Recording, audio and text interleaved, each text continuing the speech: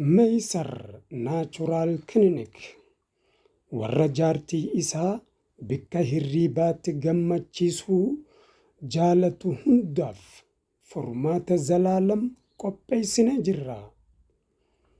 Walqunnamtii saalaa tan jaarsaa fi jaartii jidduu jirtu rakkoo isii keessaa furuudhaaf dawaa naachuraalii uumamaa qopheessinee jirra.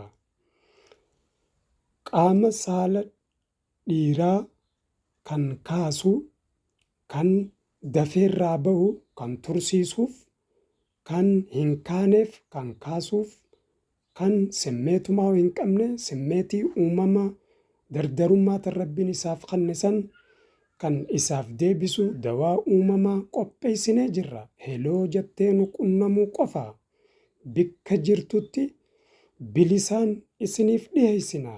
Meeysar Naachuraal Kilinik.